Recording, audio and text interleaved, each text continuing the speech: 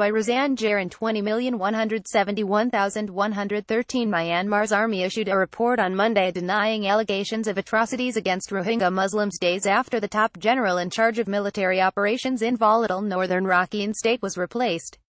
National security forces conducted a brutal crackdown on the Rohingya following deadly attacks by the militant group the Arakan Rohingya Salvation Army ARSA on August 25. Soldiers have been accused of killing, torturing and raping Rohingya civilians and burning their homes in an operation that has driven more than 600,000 Muslims across the border to Bangladesh, where they are living in mass displacement camps. On Monday, the military published a 14-point post on Facebook on the findings of an investigation team led by Lieutenant General I Win, Inspector General of the Defense Services, that examined the performance of the security troops during the attacks in Rakhine's Mongda Township region. The team was tasked with ascertaining whether the troops had conducted their operations in accordance with their duty assignments during the time when the military was trying to restore regional peace and stability. The investigation team toured Mongda, Buthadong, and Rathadong townships, the epicenter of the ARSA attacks and security crackdown, on October 13, November 7. It interviewed more than 3,200 ethnic Rakhine, Hindu, and Rohingya villagers and recorded the accounts of more than 800 witnesses. The findings of the investigation have proved that all security members up sick from the leaders to the privates were aware of and strictly abided by the orders and directives of superior bodies, especially the rules of engagement in connection with the rights of self-defense and in discharging duties during the armed conflicts and anti-terrorist operations, said the statement posted on the Facebook page of Senior General Min Aung Hlaing, Commander-in-Chief of Myanmar's Armed Forces. It went on to say that security forces abided by laws related to the wars in conducting area clearance operations and did not perform the use of excessive force.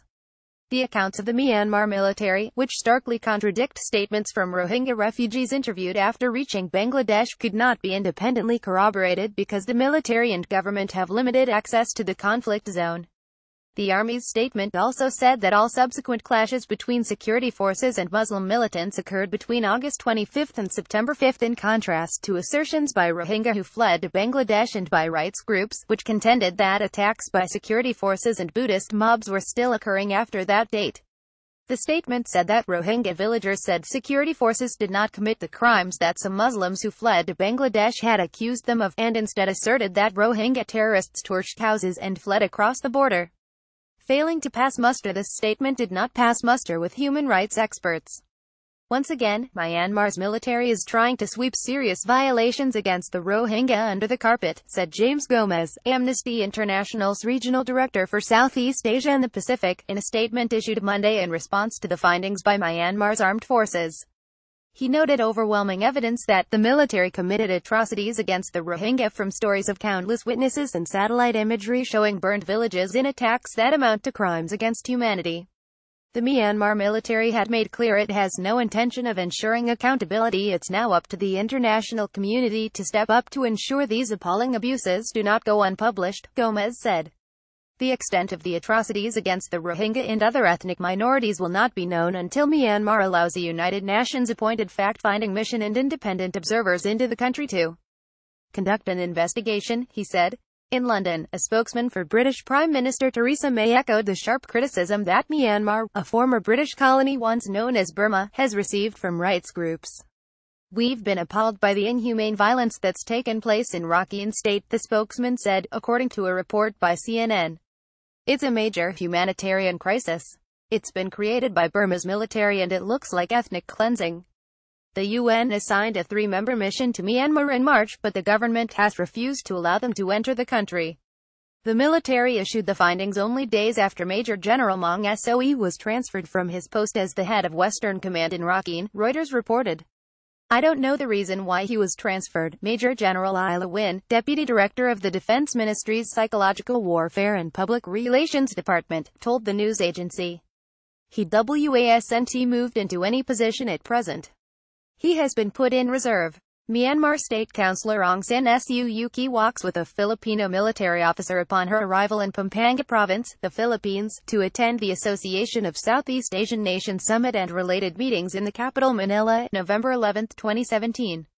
Credit Reuters. Meeting in Manila. Myanmar continues to face international scrutiny over the plight of its Rohingya Muslim community, though it failed to come under fire by leaders of other nations at the recent Asia-Pacific Economic Cooperation APEC Summit in Da Nang, Vietnam. But two countries, likely Muslim-majority Malaysia and Indonesia, did broach the subject on the sidelines of the Association of Southeast Asian Nations ASEAN Summit in the Philippine capital Manila on Monday, Newswire services reported. Myanmar's de facto leader Aung San Suu Kyi assured ASEAN nations that her government is implementing the recommendations of a commission on the situation in Rakhine led by former UN Chief Kofi Annan. She also said that the repatriation of Rohingya refugees in Bangladesh would begin on December 12, 3 weeks after Myanmar signed a memorandum of understanding with Bangladesh, the Associated Press reported, citing Philippine presidential spokesman Harry Roque.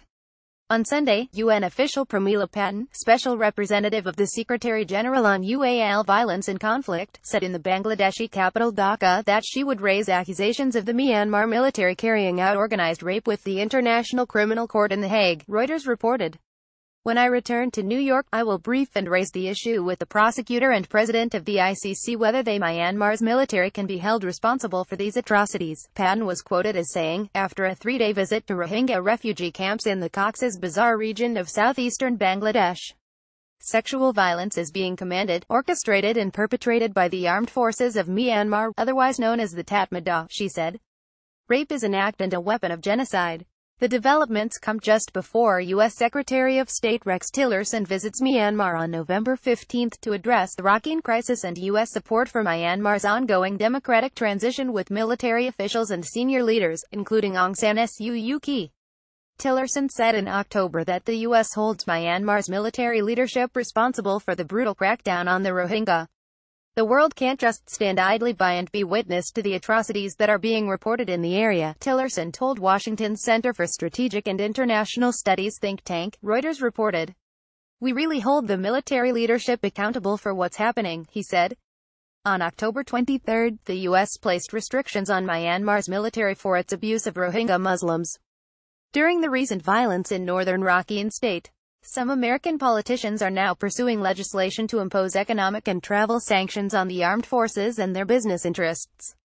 Pope Francis, who has spoken publicly about the persecution of the Rohingyas, will visit Myanmar on November 27-30 to have private discussions about the crisis with Aung San Suu Kyi and President Htin Kyaw Naypyidaw.